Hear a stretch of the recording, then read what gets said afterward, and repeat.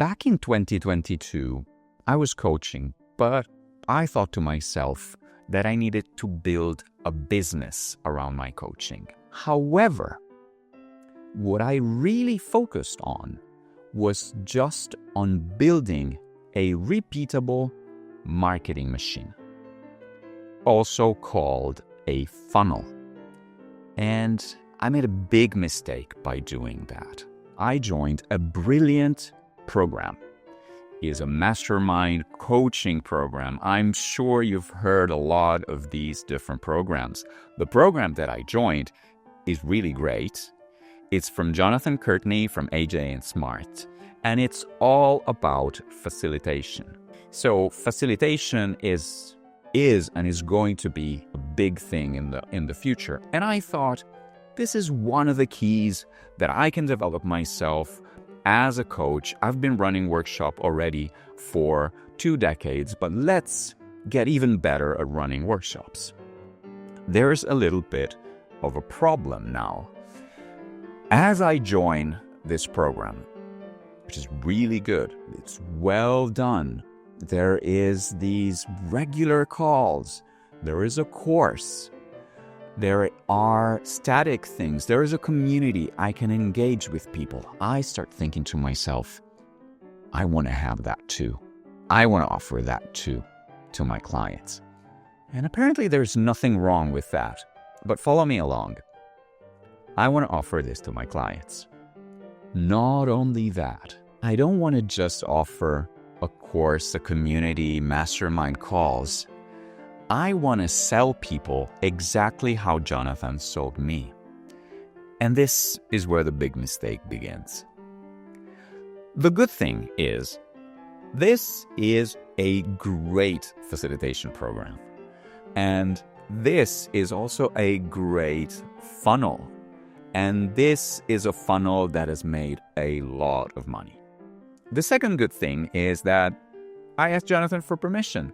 And Jonathan told me, yes, I'm going to help you, but don't do it. It's going to be super hard. I'm going to support you in this, but it's going to be super hard. And then I said to myself, okay, this is all the encouragement I need. And I started creating a funnel. Now I'm going to show you, and this is absolute cringe, I'm going to show you just the headline of my funnel. Creating a funnel means, having one of these. So it's a video sales letter, or VSL in short. You need a landing page. Obviously, you need to bring traffic to this landing page. And so you're going to run ads. So there's a lot involved in this. And look how cringe my landing was. These are just the headlines, and it was laid out exactly like Jonathan's, because with permission, I was just copying something that worked. So how innocent can that be? I was just copying something that worked. And it wasn't innocent at all. And so 90 days in Jonathan's framework, I had my 90 days offer. I had my 8+8 framework. And then I said, well, let's simplify it. And then I had this horrible language, like talk like a boss. And then I said, okay, now maybe we can make it more gentle. We can say from boss to leader.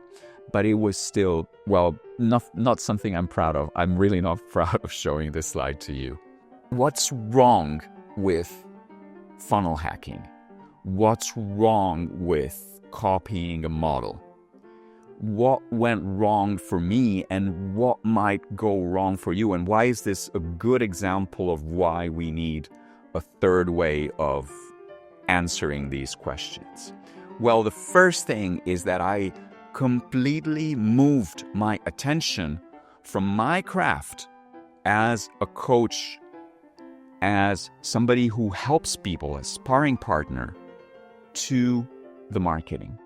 So I was just thinking all day about the marketing.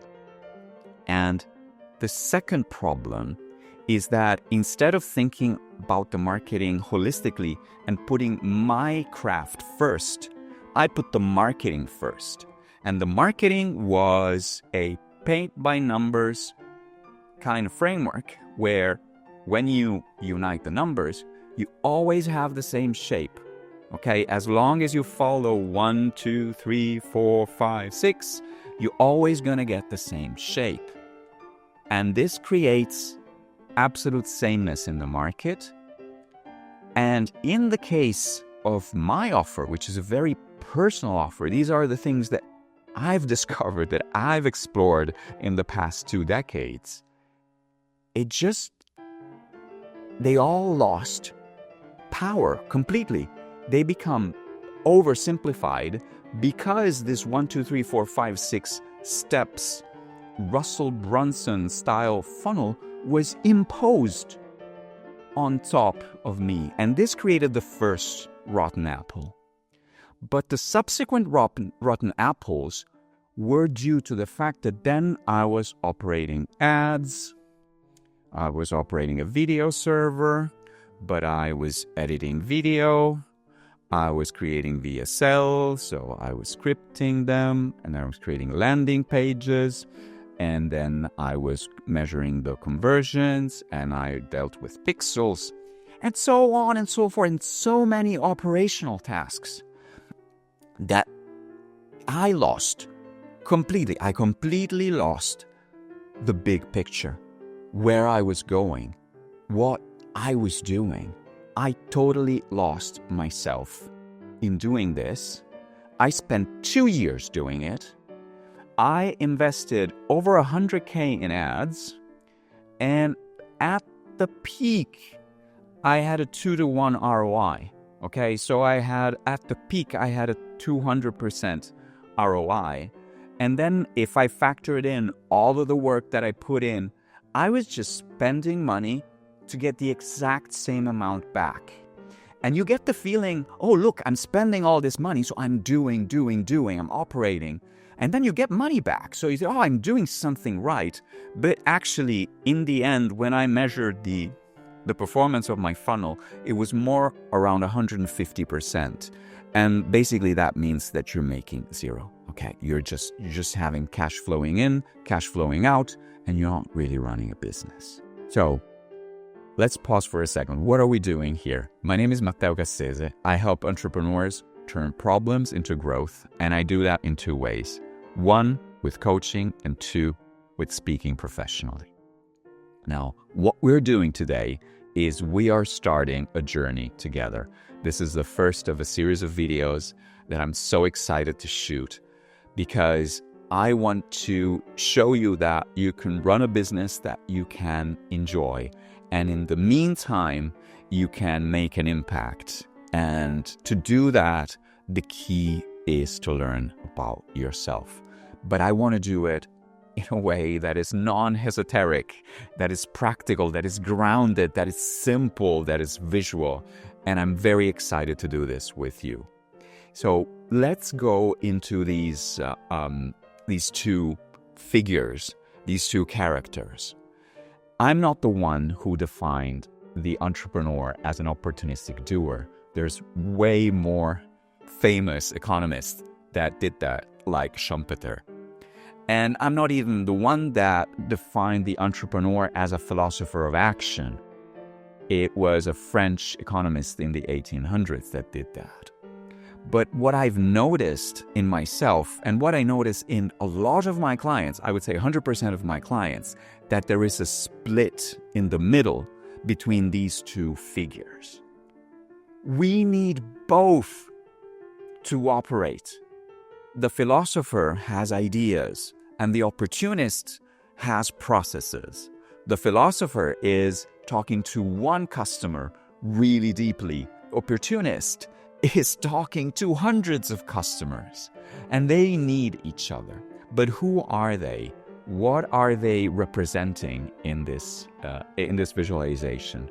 So they're representing the split between ideas and operations, between intuition on the philosopher's side and rationality on the opportunist side. And so it would be here, they would be like an artist, and here they would be like in the maybe a scientist in the 1800s, if they were historical characters. For the philosopher, what matters it's what happens on the inside, all of these hunches and gut feelings. And for the opportunist, all that matters is what the clients are saying, what the competition is saying, what is happening on the market. The philosopher thinks in bursts of intuition. It's fuzzy. The opportunist is linear. The philosopher has unique ideas. The opportunist has repeatable processes. The philosopher, in Danny Kahneman's speak, is a system one quick thinker. And system one is that system that tells us, oh, I like this, I don't like this. System one is what, in the first 15 seconds of this video, made you decide to watch it. System two, instead, the slow thinking, system two is the one that keeps you watching the video after minute 10 because you really think that there's value in getting to know the split between the philosopher and the opportunist. System two is slow, takes into account information. And then the philosopher, the artist, changes slowly. Everybody changes, but changes slowly. The opportunist changes opinion really quickly. If currency trading is a great thing right now, but then the currency gets stagnant, they're going to change really quickly. The philosopher is not going to change their view of the world as quickly. The philosopher deals with the big picture, the opportunist with the small details. And this is really important and will come into play in video 3 of this series, is that the philosopher has a high confidence because they are working very close to who they are, while the opportunist is all about A/B testing. You don't do A/B tests with confidence, okay? You do an A/B test because you want the data. You want the numbers to tell you what is going on, okay? And so the opportunist is somebody who is able to work at a low confidence level, and the philosopher must work at a high confidence level. So you see, imagine those as a split between yourself. But imagine those also as two different ways that your teams think. Imagine this as a conflict between two co-founders. What is the power of having two different ways of thinking, two different ways of seeing the world, and having those clash? There is conflict, and conflict is something we'll talk a lot about in this series. But let me give you some practical examples of these philosophers and opportunists. Who are these intuitive thinkers and rational thinkers? So think about Sherlock Holmes. In the scene of the crime, Sherlock Holmes immediately senses what happened. Columbo asks the same question 100 times. At what time did you get here? At what time? Remind me. At what time did you get here? Think about Indiana Jones or Jason Bourne, or I love this example, Yoda, intuition, the Force, Spock, rationality, this doesn't compute, no sensations, but all facts. Even better, 007, always having the solution, always figuring things out, and Q methodically creating gadgets for 007 to use.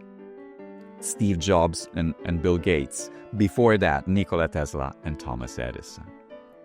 So what happens when only one of those are in charge?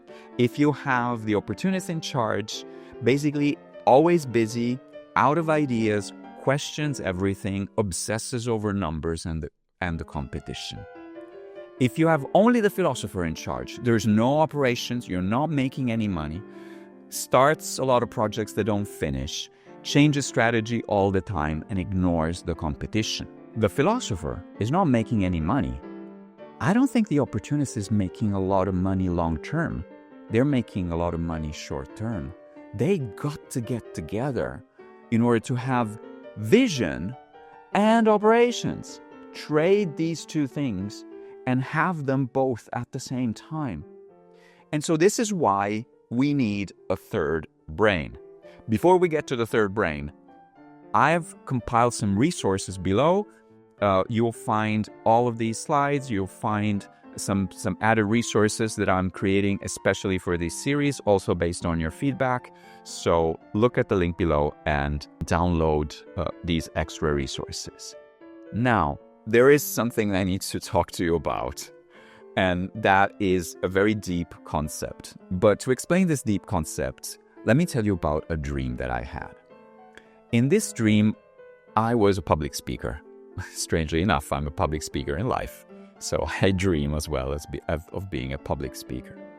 And in this dream, there was one speaker. Let's say that they were representing the left.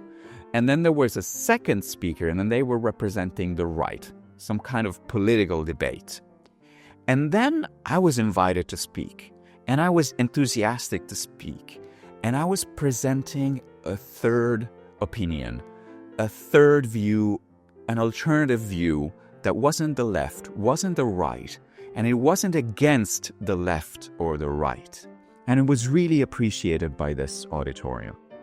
Now, since a few days, I've gotten into the habit of feeding my dreams to Claude, the AI from Anthropic.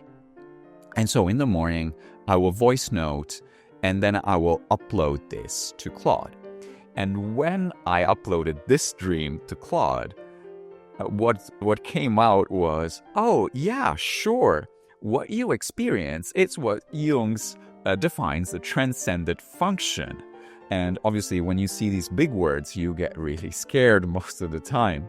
And so I was there, oh God, what is going to happen now? And I started digging a little bit deeper. And, to transcend, honestly, it just means to get over. Okay, in Latin, transcend means to get over. So you would say it on the street, basically, to transcend. Get over it. Yeah? Go on, get over it. So it's basically this idea is that the brain can't stay with a conflict. There has to be a resolution. This is according to Jung. And if we hold the tension, can I really underline this? If we hold the tension, if we don't jump away, if we don't run away, the brain will start working on a third creative resolution. So the transcendent function is just that the solution is not necessarily a car, is not necessarily a plane. It could be a third idea. It could be going on foot. It could be swimming. It could be something that gets over the opposites. And there's some business thinkers, a lot of business thinkers that talk about this. For instance, Jim Collins, Good to Great, Built to Last. This is from Built to Last. The genius of the and. What Jim Collins says that great leaders reject or statements, that we can have purpose or profit. And they say, let's put them together so we can have purpose and profit, continuity and change, and so on. This is also a way of seeing these two things together. It's not a conflict. We can bring these things together. And so, what is your third brain? And how does this connect with all of the stuff that I was telling you about my funnel? Well, when I adopted that funnel, when I started with that funnel, that simplification of the marketing, what I lost was myself. What I lost was my authenticity. What I lost was my uniqueness. And what I did is what I was running away from the tension, away from the fear, away from the sensation of, oh my God, I'm not enough, I'm not going to be able to do this, I don't have a good positioning, I don't even know what I'm doing. And instead of tackling these and holding the tension, I immediately ran away from these problems. And instead of adopting a unique solution, I adopted a cookie cutter paint by number solution. There was always the same shape that comes out if you connect these dots. I didn't hold the tension at all. I ran away from the tension. We don't want this conflict to happen to us. We go away from that conflict. And what do? We deny space.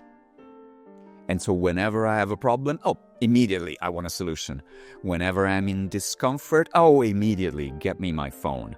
whenever I feel queasy about something, I immediately need to push it away to get it out of my sight. Instead, all that is needed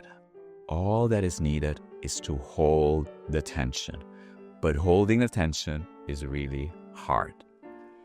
So my way of holding the tension and bringing together the philosopher and the opportunist is very simple. It's to do these videos.